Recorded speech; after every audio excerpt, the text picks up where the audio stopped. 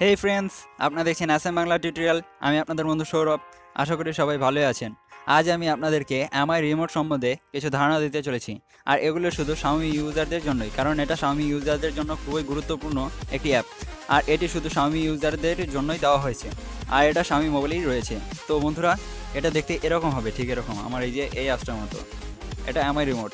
তো এটা শুরু করার আগে আমার একটাই অনুরোধ, প্লিজ আমার চ্যানেলটিকে সাবস্ক্রাইব করুন এবং লাইক দিন এবং শেয়ার করে আপনার বন্ধুদের কাছে পৌঁছে দিন। এবং ভিডিওটি কেমন হলো তা আমাকে অবশ্যই কমেন্ট বক্সে জানাবেন।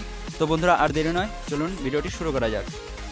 তো ভিডিওটি শুরু করার জন্য অবশ্যই এমআই রিমোটের মধ্যে ঢুকে যেতে হবে। তারপর দেখুন এখানে অ্যাড রিমোট। এটা দ্বারা আপনারা যে কোনো কিছুর এলইডি হতে হবে, যে কোনো কিছুর এলইডি, টিভি অথবা রিমোট অথবা যে কোনো কিছু সেটা কন্ট্রোল করতে পারবেন। তো এখান থেকে অ্যাড রিমোট দেখুন, এখানে এমআই টিভি, এমআই বক্স, তারপর TV, AC, fan, smart box, AV, receiver, DVD player, projector, Chinese satellite TV, camera, ETC, এগুলো আপনারা কন্ট্রোল করতে পারবেন। তো এর জন্য আমি একটা দেখাতে চলেছি। তো চলুন, এটা হলো টিভি। তো আপনারা এটা টিভি ইউজ করতে পারবেন, এলইডি হলেই টিভি আর কি, এলইডি টিভিটাই ইউজ করতে পারবেন, এটা দ্বারা কন্ট্রোল করতে পারবেন।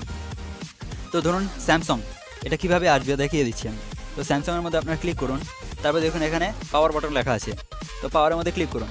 দেখুন এখানে ইএসএ দিবেন। ইএসএ দেওয়ার পর তারপর মেনুতে ক্লিক করবেন, ইএসএ দেবেন। তারপর এখানে সিএইচ প্লাস, তো এটার মধ্যে ক্লিক করবেন, ইএসএ দিবেন।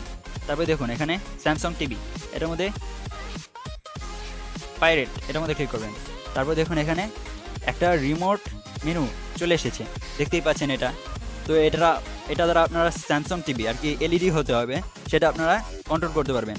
তো ধরুন এটাকে কিসের জন্য দেওয়া হয়েছে, আপনার রিমোট কোথায় হারিয়ে গেল বা আপনার রিমোট পাচ্ছেন না, এখন একটা প্রোগ্রাম আছে আপনার ইম্পর্টেন্ট, খুবই ইম্পর্টেন্ট। তো আপনারা এখন কি করবেন, তো আপনারা যদি টিভি এমনি তো ইউজ করতে পারবেন না, তার জন্য আপনাকে একটা রিমোট তো অবশ্যই লাগবে।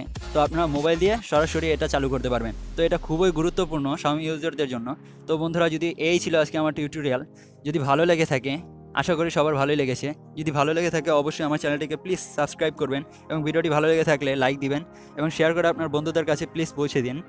এবং ভিডিওটি কেমন হলো অবশ্যই আমাকে কমেন্টে জানান। তো বন্ধুরা, ভালো থাকবেন, সুস্থ থাকবেন। বাংলা টিউটোরিয়ালে, অ্যাসাম বাংলা টিউটোরিয়ালে পাশে থাকবেন।